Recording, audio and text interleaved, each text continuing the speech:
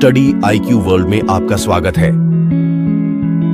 नमस्कार दोस्तों आपके अपने चैनल स्टडी IQ वर्ल्ड में आप सभी का स्वागत है। जैसा कि आप लोग आर्टिकल में देखे होंगे और न्यूज़ में भी इस समय चल रहा है, और ये हाल फिलहाल में जो है नया कंट्रोवर्सी हुआ है। आप लोग सिंगोल नाम जो है एक छड़ी के जैसा है। पिछले ही साल में जब नई पार्लियामेंट का उद्घाटन हुआ था तो उसमें प्राइम मिनिस्टर नरेंद्र मोदी ने इसे जो है लोकसभा के जो स्पीकर होते हैं उनके बगल जो है इसको स्थापित किया गया था, और इसी के चलते जो है इन एक विवाद नया जन्म लिया है। समाजवादी पार्टी के सांसद ऐतिहासिक राजदंड को राजवंश का पुराना प्रतीक बताया है और संविधान से इसे बदलने की मांग की है। तो ये जो सेंगोल है इस पर क्या नया विवाद छिड़ा है, और क्या जो है कौन सी पार्टी इसका विरोध कर रही है और कौन नहीं कर रही है, और क्या इसका तथ्य है, इसी के बारे में हम इस वीडियो में डिटेल से बात करेंगे। और साथ ही साथ इसके बारे में हम आपको और भी बहुत कुछ जानकारियाँ देंगे। तो चलिए शुरू करते हैं। लेकिन शुरू करने से पहले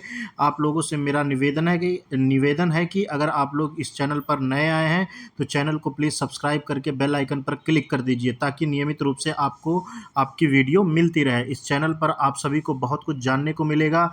पर आगे बढ़ने से पहले आपसे पूछूंगा एक क्वेश्चन यहाँ पर यह है कि सेंगोल का प्रारंभिक उल्लेख किस सभ्यता में मिलता है। आपको बताना है कि सेंगोल का प्रारंभिक उल्लेख किस सभ्यता में मिलता है। आपका पहला ऑप्शन है मोहनजोदाड़ो, दूसरा ऑप्शन है हड़प्पा, तीसरा ऑप्शन है मौर्यकाल, चौथा ऑप्शन है चोल साम्राज्य। तो जो है ये किस जो है सभ्यता में मिलता है, तो आपको बताना है सही उत्तर जो है कमेंट सेक्शन में कीजिए। और चलिए अब शुरू करते हैं, और इसका सही उत्तर मैं बताऊंगा वीडियो के अंत में।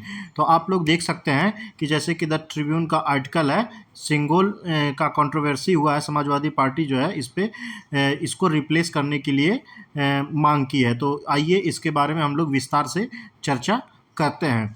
आपको मैं बता दूं कि सेंगोल एक ऐतिहासिक राजदंड जो तमिलनाडु से है, जो पिछले 28 मई को नई दिल्ली में नए संसद भवन में स्थापित किया गया था। जब पिछले साल सेंगोल को नए संसद भवन में स्थापित किया गया था, तब इस ऐतिहासिक राजदंड के बारे में एक बड़ा विवाद था, जिसे भाजपा सत्ताधारी पार्टी ने भारतीय इतिहास को संरक्षित करने में पहले प्रधानमंत्री जवाहरलाल नेहरू की एक और असफलता बताते हुए प्रस्तुत किया था। सेंगोल फिर से विवाद के केंद्र में है, जब समाजवादी पार्टी के सांसद RK चौधरी ने इसे राजवंश का पुराना प्रतीक बताया और लोकसभा में संविधान को बदलने की मांग की गई है। जैसा कि आप देख पा रहे होंगे कि ये सेंगोल है, और समाजवादी पार्टी ने बताया कि ये एक राजवंश से बिलोंग करता है, और जब राजवंश से बिलोंग करता है तो डेमोक्रेटिक जो हमारी एक लोकतांत्रिक देश है, तो उसमें इसका क्या महत्व है। आपको मैं बता दूं कि ये चोल साम्राज्य से जो है ये अस्तित्व में है। इसी से ही ये जो मतलब राजदंड है जिसको कहा जाता है सेंगोल, वो चोल साम्राज्य में माना जाता है कि पहली बार अस्तित्व में आया। आइए हम चलते हैं अगले पड़ाव पे लेके चलते हैं। आपको बता दें कि अपने पत्र में लोकसभा अध्यक्ष को लिखते हुए चौधरी ने सेंगोल को राजवंश का पुराना प्रतीक बताया, जो लोकतांत्रिक भारत में है। सेंगोल का अर्थ होता है राजदंड, इसका मतलब होता है राजा का दंड। आप लोगों को यहाँ समझना चाहिए कि सेंगोल का अर्थ होता है राजदंड, इसका मतलब होता है राजा का दंड। राजवंश को समाप्त करने के बाद देश स्वतंत्र हुआ। क्या देश राजा के दंड से चलेगा या संविधान से? मैं मांग करता हूं कि सेंगोल को संसद से हटाया जाए ताकि संविधान को बचाया जा सके। ऐसा कहना है और ऐसी मांग है समाजवादी पार्टी के जो सांसद हैं। आइए आगे चलते हैं।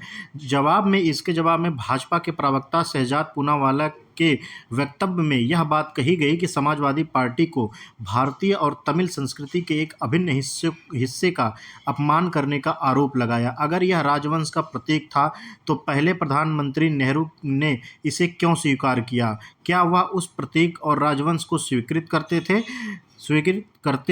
रहे थे? आपको मैं बता दूं कि ये तो खैर AI का जनरेटेड इमेज है, तो ये सेंगोल नहीं है। सेंगोल आपको मैंने पहले ही इमेज में दिखाया, कुछ ऐसा दिखता है सेंगोल। तो ये आपका सही इमेज है। फिलहाल ये जो है एक आर्टिफिशियल जो है AI के द्वारा जनरेट किया गया है, तो इस पर मत जाइएगा, ये सिर्फ आपको समझाने के लिए बनाया गया है। तो इनका कहना है, भाजपा का कहना है कि अगर ये राजवंश का प्रतीक है तो पहली बार जब तो भाजपा का कहना है कि पहली बार जब नेहरू ने इसको एक्सेप्ट किया था, क्या वो राजवंश का प्रतीक नहीं था? तो उस समय क्यों एक्सेप्ट किया गया? उस समय क्यों कंट्रोवर्सी क्यों नहीं हुई? इस समय ही कंट्रोवर्सी क्यों हो रही है? आइए आगे चलते हैं। इस बीच समाजवादी पार्टी के अध्यक्ष अखिलेश यादव ने अपने सांसद की रक्षा की और कहा कि उन्होंने बस यह समझाने की कोशिश की थी कि प्रधानमंत्री नरेंद्र मोदी ने लोकसभा में शपथ लेने के बाद सेंगोल के सामने नमस्कार नहीं किया। जबकि मैं बता दूं कि यहाँ पर अखिलेश यादव ने अपने सांसद का बचाव करते हुए कहा कि हमारे जो समाजवादी पार्टी के जो सांसद हैं, उनका कहने का मतलब ये था कि जब आपने लोकसभा में पिछले साल जो है आपने स्थापित किया था, तो उसको नमन किया था, नमस्कार किया था। लेकिन इस बार जब प्रधानमंत्री नरेंद्र मोदी ने अपना शपथ लिए तो उसके बाद उनको मतलब उस जो राजदंड है, जो सेंगोल है, उसको नमस्कार नहीं किया। इससे उसका अपमान हुआ है। तो जब सेंगोल स्थापित किया गया था, तब प्रधानमंत्री ने उसको नमस्कार किया, लेकिन इस बार शपथ लेते समय उन्होंने नमस्कार करना भूल गए। मुझे लगता है हमारे सांसद ने प्रधानमंत्री को इसके बारे में याद दिलाने की कोशिश की है। ये जो है अखिलेश यादव ने कहा है। वरिष्ठ कांग्रेस नेता मणिकम टैगोर ने समाजवादी पार्टी के सांसद का समर्थन किया और कहते हुए उन्होंने कहा कि हमने स्पष्ट कहा है कि सेंगोल का प्रतीक राज्यवाद को दर्शाता है और राजवंश का युग समाप्त हो चुका है। इंडिया गठबंधन के साथी आरजेडी सांसद मीसा भारती ने जो भी इस मांग को किया है, उसका वे स्वागत करते हैं। यह विवाद उस तरह से उत्पन्न हुआ जिसमें इस विशेष सेंगोल की यात्रा इतिहास को दर्शाया गया था। नेहरू की भारत के इतिहास रक्षा करने में एक असफलता के रूप में दर्शाई गई है। सेंगोल शब्द पहली बार मीडिया में अनौपचारिक रिपोर्टों के बाद सामने आया था, जिसे कहा गया कि भारत के पहले प्रधानमंत्री जवाहरलाल नेहरू द्वारा प्राप्त एक ऐतिहासिक और पवित्र प्रतीक इलाहाबाद संग्रहालय में उनकी अन्य वस्तुओं के साथ अनसुना पड़ा था और इसे 28 मई को नए संसद भवन में इसका उचित गर्व का स्थान मिला। भाजपा नेताओं के अनुसार लॉर्ड माउंटबेटन ने नेहरू से पूछा कि भारत की बागडोर कैसे सौंपी जाए, जिन्होंने बाद में चक्रवर्ती राजगोपालाचारी से पूछा, जिन्होंने कहा कि इसे दक्षिण भारत के चेर, चोल और पांड्य राजवंशों द्वारा सदियों पहले किए गए तरीके से किया जाना चाहिए। इस सुझाव को स्वीकार किया गया। आपको मैं यहाँ बता दूं कि यहाँ पर अभी तो इसका कोई प्रमाण नहीं है। कांग्रेस की तरफ से बताया जाता है कि इसका कोई साक्ष्य नहीं है, नहीं कोई लिखित रूप से कहीं प्रमाण दिया गया है। तो फिलहाल जब भारत आज़ाद हुआ तो लॉर्ड माउंटबेटन से जो है इसके बारे में चर्चा हुई कि अगर जब आप सत्ता जो है भारत के नेताओं के में अंडर में आ रहा था, तो सत्ता को किस तरह सौंपा जाए। तो उस समय जो है बताया गया राजगोपालाचारी, आप जैसे कि देख पा रहे हैं, राजगोपालाचारी द्वारा प्रस्तुत किया गया कि जिस तरह दक्षिण भारत के चेर, चोल, पांड्य साम्राज्य, जिनका राजवंश जो है बहुत ही महान हुआ करता था, हमारे देश में महान साम्राज्यों में से एक साम्राज्य जब महान साम्राज्यों में गिना जाएगा तो उसमें से चोल, पांड्य, ये चेर सभी में जो है साम्राज्य जो है बड़े ही आदर के साथ इनका नाम लिया जाता है। इन्होंने भारत के गौरव का इतिहास जो है अपने सुनहरे इतिहास में बड़े ही स्वर्णिम तरीके से दर्शाया गया है। और मैं आपको बता दूं कि इसका जो है ये जो चोल है या पांड्य है, इसको अभी जो है कई हमारे जो पुस्तक हैं और कई चीज़ें हैं जो हमारे एजुकेशन सिस्टम में अभी उस तरह से नहीं आया है जिस तरह से इन साम्राज्यों को प्रस्तुत किया जाना चाहिए। फिलहाल इस पर काम चल रहा है और आगे जो है इन सब साम्राज्यों को महत्व देना बहुत ही आवश्यक रूप से दर्शाया गया है। अपने स्टेटमेंट में कहा गया है कि हम इसको जो है हमारे इतिहास, जो स्वर्णिम इतिहास हैं, उसको हम अपने बच्चों के सामने जो अपने पुस्तक हैं, एनसीईआरटी हुआ और बाकी सब चीज़ें हुई, उनमें हम फिर से अपने इतिहास को लाएंगे ताकि जो बच्चे हैं वो सही इतिहास को पढ़ सके, ना कि लिखी लिखाई इतिहास को पढ़ा जाएगा। तो मैं आपको बता दूं कि ये सुझाव राजगोपालाचारी द्वारा ही दिया गया था कि इसी तरह जो है सरकार का जो है जिस तरह सरकार सौंपी जाएगी वो भारत के नेता के पास में, तो इससे सुझाव को स्वीकार किया गया। उन्हें पूरी व्यवस्था करने की जिम्मेदारी गई। समारोह आधी रात से पहले आयोजित किया गया था और नेहरू ने सेंगोल स्वीकार करते समय एक विशेष गीत भी गाया था। संदेहियों का कहना है कि इसे साबित करने के लिए पर्याप्त साक्ष्य नहीं है, जबकि कांग्रेस ने पूरी कहानी को नकली बताया। वरिष्ठ नेता जयराम रमेश ने दस्तावेज साक्ष्य की कमी का दावा किया।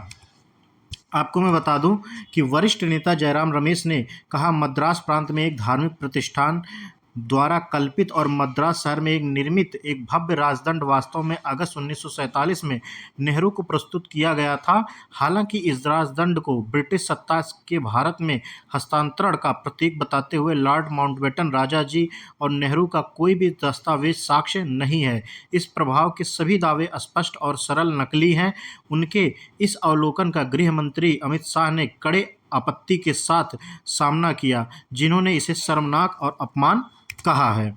जैसा कि आप लोग देख पा रहे हो कि एआई जनरेटेड है, ये आपका कोई इमेज नहीं है सही। तो मैं आपको यहाँ सेंगोल के बारे में थोड़ा सा कुछ बता दूं कि मूल रूप से यह एक राजदंड, छड़ी, डंडा होता है जिस पर शाही या साम्राज्यिक निशान होते हैं, जो संप्रभु अधिकार, न्याय, शक्ति और सुशासन आदि का प्रतीक होते हैं। सेंगोल तमिल शब्द है जिसका अर्थ राजदंड होता है। एक राजा का धर्म राज्य को अच्छे से चलाना होता है और सेंगोल उस धर्म की याद दिलाता है। यह विशेष सेंगोल 1947 में ब्रिटिश से भारत में सत्ता के हस्तांतरण का प्रतीक था। इसे एक उचित धार्मिक समारोह के बाद लोकसभा अध्यक्ष की कुर्सी के पास रखा गया, जिसमें पूरे भारत से धार्मिक प्रमुखों ने भाग लिया था। तो फिलहाल ये जैसा कि आप लोग देख पा रहे होंगे, ये सेंगोल है। तो फिलहाल इस रिपोर्ट में अभी इतना ही, और इस रिपोर्ट में अगर कोई और नई खबर निकल के आती है तो मैं आप सभी के लिए एक नई अपडेटेड वीडियो बना दूंगा। तब तक के लिए हम लोग चलते हैं अपने क्वेश्चन की तरफ। क्वेश्चन हमारा ये था कि सेंगोल का प्रारंभिक उल्लेख किस सभ्यता में मिलता है। आपको बताना है कि सेंगोल का प्रारंभिक उल्लेख किस सभ्यता में मिलता है। आपके पास ऑप्शन था, 4 ऑप्शन, तो इसका सही उत्तर हो जाएगा ऑप्शन नंबर 4, चोल साम्राज्य में जो है इसका सेंगोल का प्रारंभिक उल्लेख मिलता है। तो इस प्रारंभिक उल्लेख जो है चोल साम्राज्य में ही मिलता है। तो इसी नोट के साथ हम इस वीडियो का अंत करेंगे और आप लोगों से मेरा निवेदन है कि मेरे स्टडी IQ वर्ड चैनल को सब्सक्राइब करें, लाइक करें और अपने दोस्तों के साथ शेयर करें। तब तक के लिए आप सभी को मेरा नमस्कार। जय हिंद, जय भारत।